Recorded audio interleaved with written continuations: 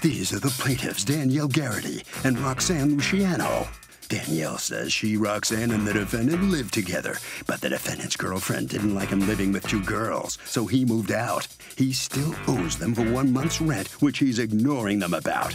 It's not right, and they're here suing him for the $1,300 they're owed.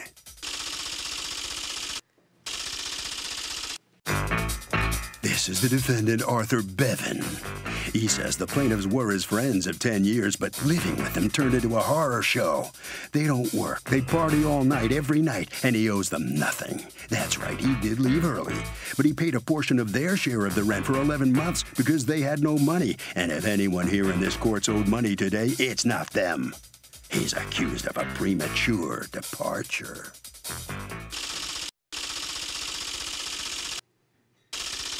The defendant has filed a countersuit for $800, the amount he's owed for security.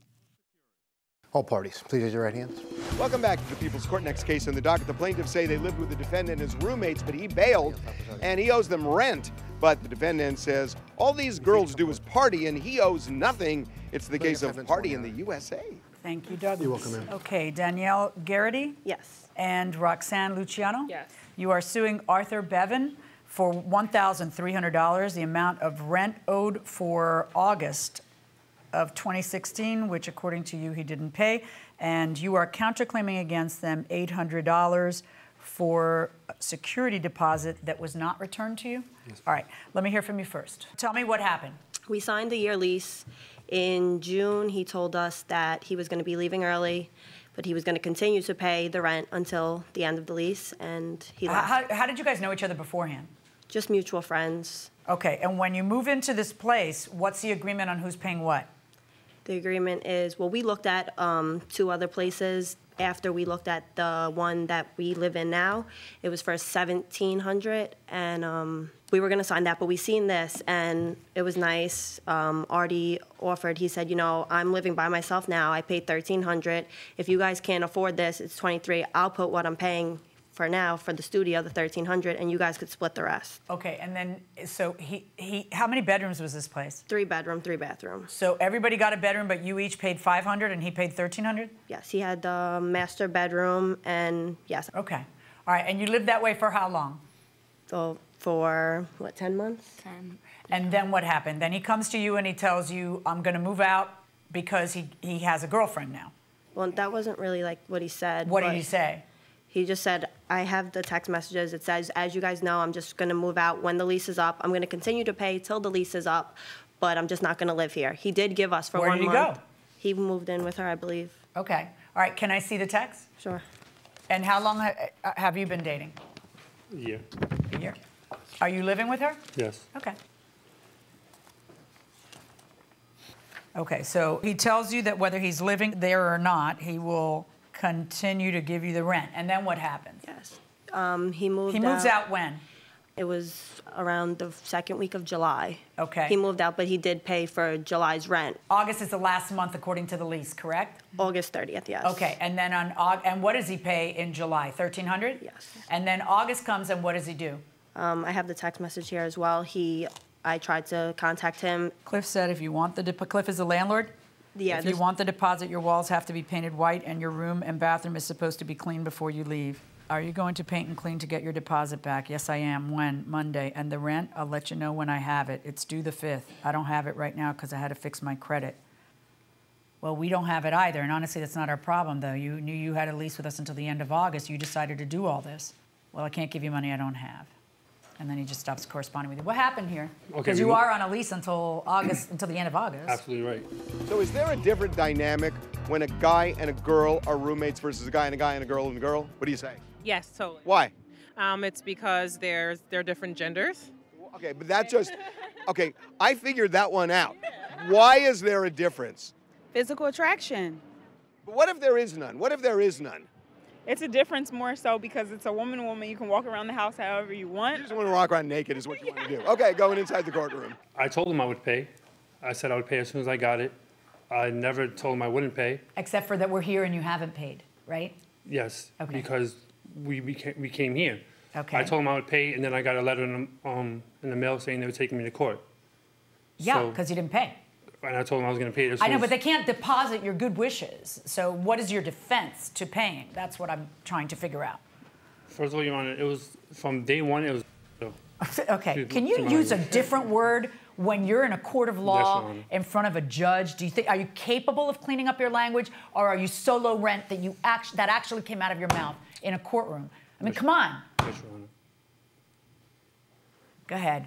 From day one, it was a disaster. There you go. They were partying every day. I worked 2 jobs, 90 hours a week. One was a bartender, the other one was working in a hotel. Every day, 4 o'clock in the morning, I would leave. They'd be up still partying.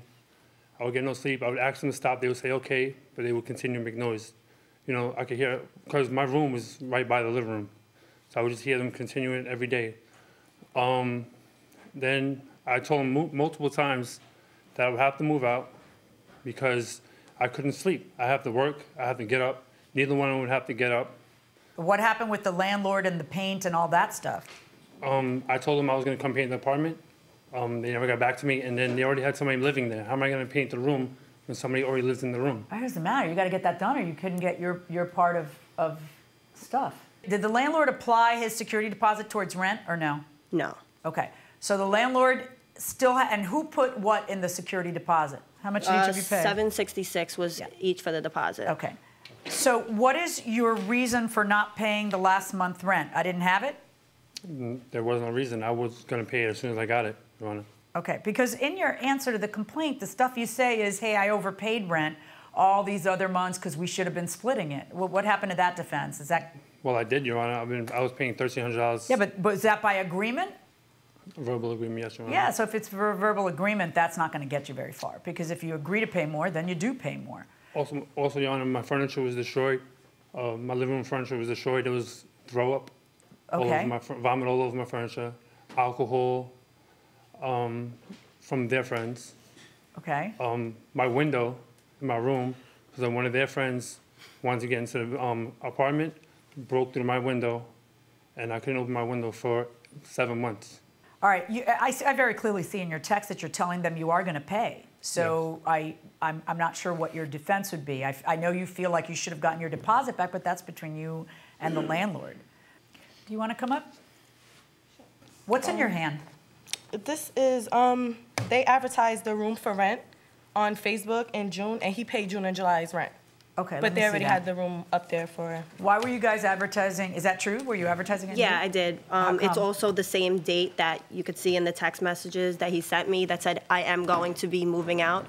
So if we wanted to stay there, we did need to find another roommate for the new lease. Why is there something wrong with that? Besides him, if he said he was moving out, he still paid July and June's rent. No, I know, but you can't find somebody that night. And by the way, did you find somebody to take over his space? We did. They moved in. When? I have her, she gave me a deposit August 1st to move in for September 5th. Well, 1st, but she didn't move in until sometime after the 5th. Do you have something from the landlord? I have basically a typed letter stating that as of September 1st. Is it signed? Yes. Oh, okay, yeah. Are all 3 of you on the lease? Yes. Yes. See, when and if he returns a security deposit, it has to be in all 3 of your names. The landlord, I think, thinks that with this, he's done with you and your rights, and he's wrong.